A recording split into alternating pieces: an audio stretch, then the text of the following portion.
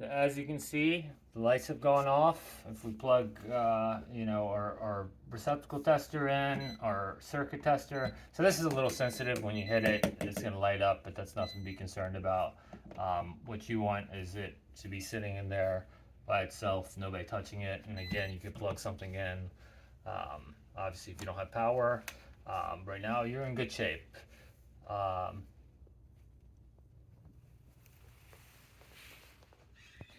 Alright guys, we're back at the old duplex receptacle. Now if you come in close, you can see how this receptacle over time has been painted over. It's crusty, it's nasty, it actually barely holds plugs in. Um, it's been here since 73 or wherever this house has been built, so it's time to go. Um, Couple other things I forgot to mention earlier was you should probably have a roll of electrical tape. They're fairly cheap. This is good to have when you open the receptacle up. I'll show you where this is going to come in handy. Another thing that is nice to have, absolutely not necessary, but is if you have an old drill or impact, this will speed things up, especially if you have a group of receptacles that you need to change out.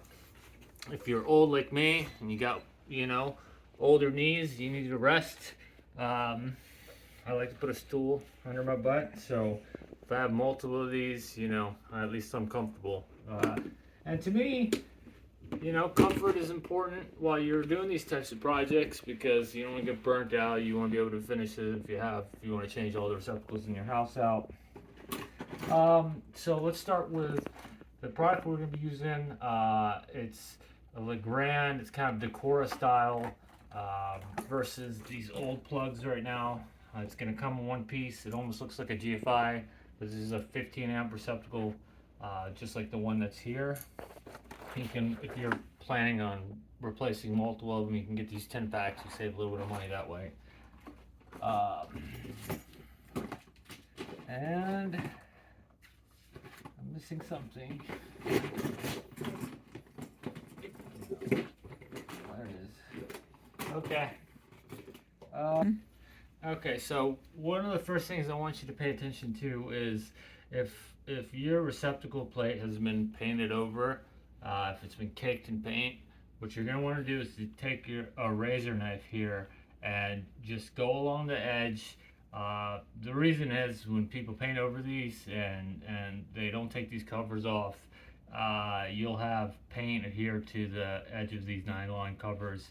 It'll actually pull the paint off the wall when you take the receptacle cover off. So it's a good idea just to score the edge.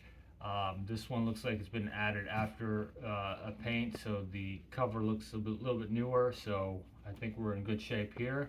Another sign of a good chicken is the screws are facing up. I like to see all my screws facing the same direction. You can really tell a difference in a gang of screws. So like a 3-gang box and you have multiple screws. If one, you want them all facing the same direction. It's just a small attention to detail thing. So we're gonna go in here with our flat braid screwdriver. Take this screw right out. Little tiny thing, pop the cover off. Okay, got a couple more turns here. All right, get it out. So this is an older style receptacle. It actually has a slotted screw right here. So it's a good thing we already have this out. Sometimes this is going to be Phillips, so you want to make sure you have both. So we're going to start off by loosening up these screws. One on the top, one on the bottom. All right, so pull on that. Behind her. Okay. All right, get on out of there, buddy. Okay. So, I know this circuit's off, but just once again, you can, just to verify that the circuit's off, put your tester back on. It's not working. So I want to just show you a little bit about these receptacles. There's a few different ways to wire them. You can wrap the screw around, or you can jam the conductor inside the receptacle. There's actually holes for it. There's some specifications that require that you only wrap the screw around or wrap the wire around the screw versus these push the inserts. Just, there are certain preferences. If you are going to push it in, there's these little tabs to pull the wire out. I'm actually going to demonstrate on this receptacle. One issue I'm going to run into here is this is really small, so what I can do is just cut these off and show you how to just strip the wire. But at this time, I'm going to stop. I'm going to go get a smaller screwdriver, and I'm going to show you how to pop these old wires right out of the back of these receptacles. Okay. Okay, so you have these push tabs in the back of this receptacle. What you're going to do is you're going to push down on the tabs, and you're going to pull up on your wire at the same time, and it comes right out. So you're going to do the same thing. You get right behind the tab, pull out the wire. Okay, pull the last one. Last wire we have here is the ground. So get your slide a screwdriver in there, take your ground out, you can push your wire out. Sometimes it gets wrapped in, just separate your wire a little bit, back it out. This one's a stubborn one. Okay, so what we're going to do when we're in this box is we're going to just look at the wire, make sure we don't have any nicks, we don't have any cuts. Really, this one actually looks okay. I don't see any cuts in the wire. What I'm going to do, instead of pushing straight through, I'm going to show you the correct way to do it. If you do want to push it, that's up to you. But there's actually a strip gauge out in the back of this. I don't know if you can see that, but it says use number 14, number 12 gauge wire, and this is the strip gauge. Most receptacles, apart from the kitchen receptacles, bathroom receptacles, are going to be number 14 copper. So it's perfect for this application. What I'm going to do is I'm going to grab my strippers and I'm going to put a little hook in every one of these wires. Okay, just like so.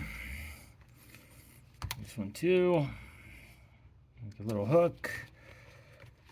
All right, get your neutrals. So you have your two hot conductors and your neutrals.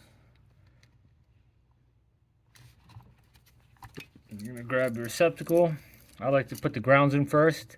So a little tip here is you wrap the wire around the screw in the direction the screw is going to turn. That way when it tightens, it actually presses down on the wire and turns it in the direction that it's already going. So you can stick your flathead or your Phillips for this application. I have the flathead already on hand, so I'm going to go ahead and use that. You're going to go ahead and get your neutrals in here. So neutrals are always going to go on the silver screw. The hots are going to always come on your brass colored screws here, or your gold colored screws.